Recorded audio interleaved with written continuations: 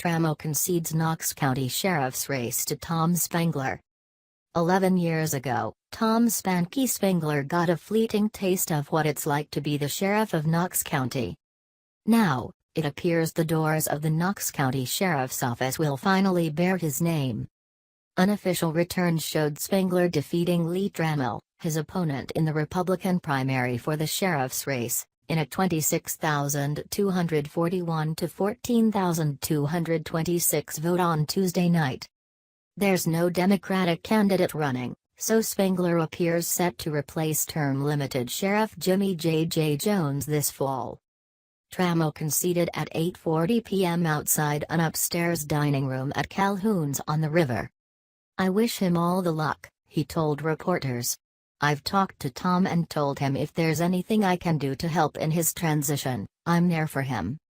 We were friends before this election, during this election, we'll be friends after this is over tonight. It was a great run, but the citizens of Knox County, it looks like they want to go a different direction. There's a new sheriff in town." At Crown Plaza Hotel, where the Knox County Republican Party was meeting, Spangler slowly walked up to the stage. He was shaking and repeatedly had to wipe his eyes. Before he could start speaking, someone yelled, "There's a new sheriff in town." "This is awesome," Spangler told the crowd. "I'm almost speechless, I really am. Someone asked me the first thing I'm going to do, I have no idea. I think the adrenaline has kicked in now to where I don't know if I want to sleep or not. From the deepest bottom of my heart, thank you. I am so humble. I'm a humbled man tonight." Tangled histories. The primary race marked the end of a matchup that had been years in the making. Both Spangler and Tramel have decades-long histories with the sheriff's office that are intertwined with those of Jones and his predecessor, Tim Hutchison. Tramel started his career in the KCSO's Warrants Division in 1987 before serving as an assistant chief deputy under Hutchison. He ran his campaign from within the agency as Jones' administrative chief deputy. Glenn Jacobs takes 17 more votes than Brad Anders in Knox County mayoral race. The sheriff endorsed Tramel, saying he would continue to carry on my vision. Last month, Jones wrote a letter to potential voters, saying Tramel's clear vision makes him uniquely qualified to lead the sheriff's office into the future. Spangler, on the other hand, distanced himself from Jones during the campaign. His supporters praised his experience and his character. Spangler retired from KCSO in 2009 after a 29-year career that spanned nearly every rank and role, including chief deputy under both Hutchison and Jones. Spangler was a lieutenant in 1996 when he oversaw Tramel's training at Knox County's then brand new police academy. Tramel was elected president of his class. In 2007, Spangler served briefly as interim sheriff when Jones was ousted after the Black Wednesday controversy.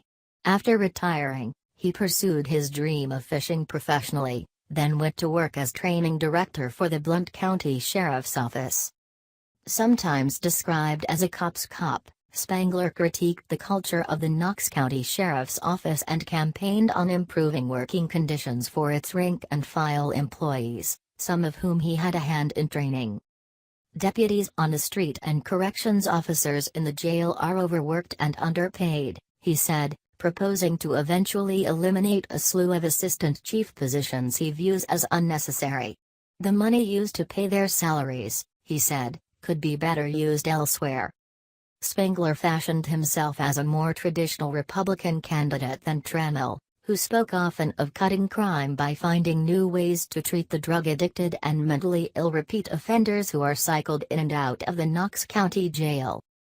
Tramel touted progressive programs such as A Shot at Life, which was developed last year and allows addicts facing criminal charges to receive shots of Vivitrol, a drug marketed as a way to block the brain's ability to feel pleasure from opioids or alcohol.